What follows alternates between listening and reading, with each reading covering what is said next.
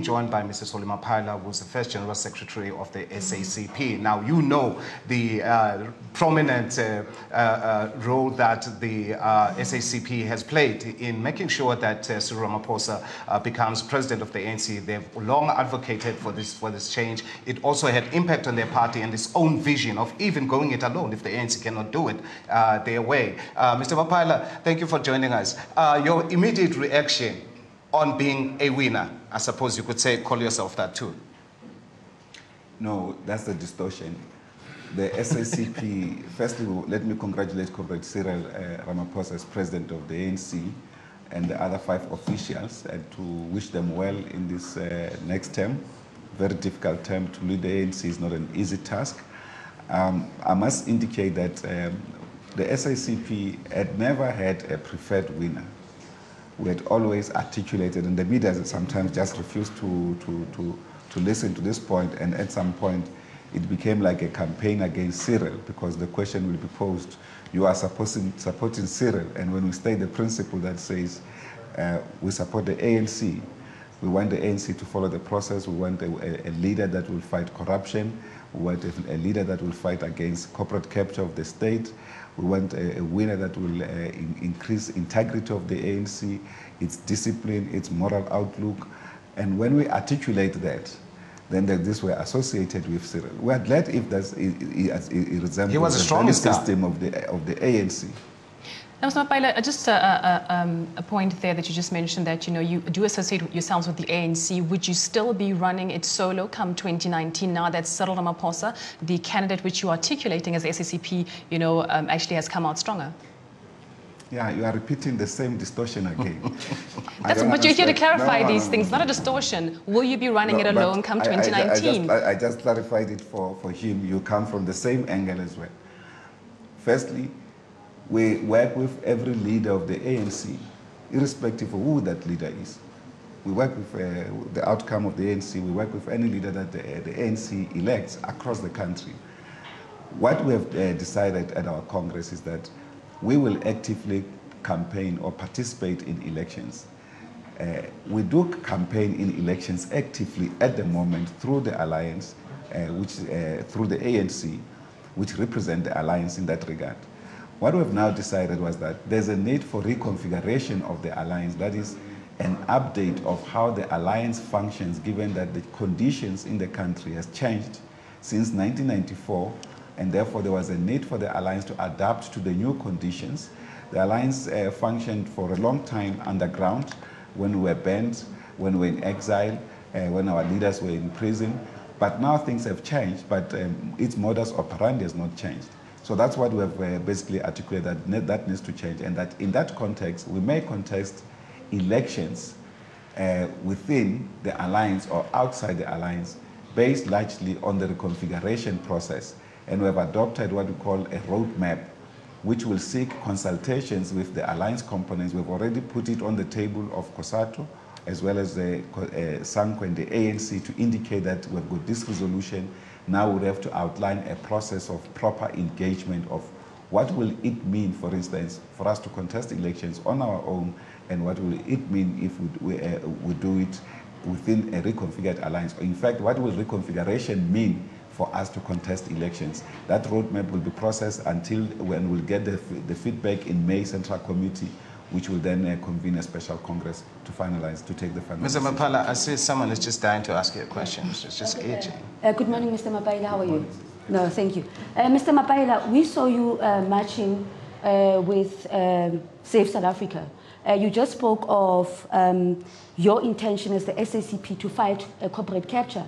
But when you were marching with Save South Africa, many of the people who were part of that march were part of the people who were part of corporate South Africa. Some of them who were involved in the illicit transfer of funds, some of them, like your Stephen Kosef, some of them who have been found in the Paradise Papers to be involved in tax fraud. I mean, if you look at the SACP, they spoke about 1995, 1994, they spoke about the 1996 Class Project. So for me, as you know, as a social activist, I was quite surprised that the SACP would take this particular position in relation to contradictions and associate themselves with some of these people whom we know that in terms of antagonistic or non-antagonistic contradictions, they are enemies of the revolution. Okay, I think please, the question has been asked. Yes. Can you please? No, I think firstly there's also been a huge distortion in that regard. To start with, the march on the 7th of April to the Union Building was organized by the SACP. I convened the first meeting for that march, for your information, but there's too much detail that I can give in that regard. And we involved the structures of the alliance in that process. That's why I say there's too much detail. Maybe we may not have time, but what happened is that the following Monday, the ANC, NWC, it was after the president made a cabinet reshuffle, took a position which also made the ANC in Gauteng to take a different position. The same with COSATU. The following day, after their meeting with Busa, we continued with the march. And of course, the Minister Malusi, in fact, the march was for the transformation of the financial sector and for investigation of shenanigans and corporate capture of the state at ESCOM from Narabastad to the Treasury. Now, the new Minister Malusi Gigaba refused to designate somebody to come and receive a memorandum.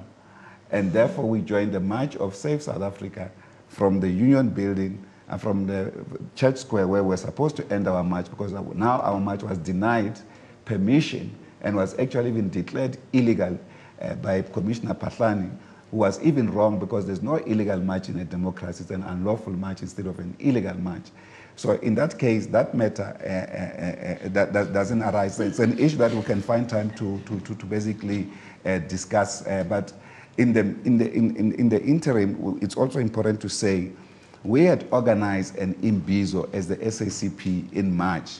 In March this year, where the ANC participated, COSATU participated, South African Council of Churches, and all other different organs of South Africa participated. That march or Imbizo was about fighting corruption in society, fighting corporate capture, and defending our constitution and our democracy in what we call a broad front.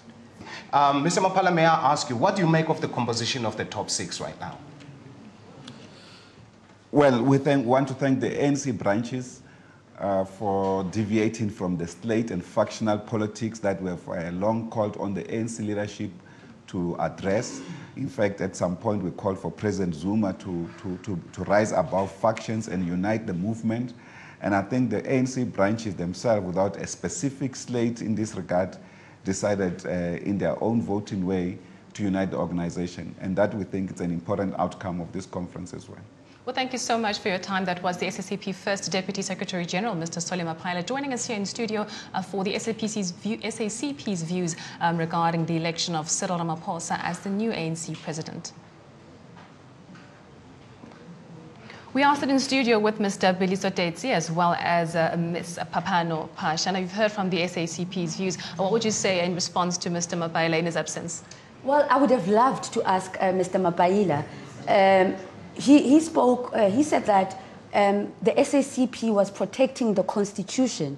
And I'm thinking that he's relating to Pravin Gordhan when he was removed. Because at that particular time, there were many suggestions and gestures that there was no consultation when he was removed. Now, the question that I actually wanted to ask him, you have Pravin Gordhan, who has been administrating a position which has been gatekeeping capital from the majority of South Africans. We know that Treasury, the PIC and the Reserve Bank has not been kind to black people, the working class and the poor in particular. I was shocked that the vanguard of the poor and the working class would take a position to support Pravin. I would understand they could support... I think actually, he's actually staying just a few more minutes so he can actually reply to you. It's fine. No, I'm not done. I want to phrase this question properly.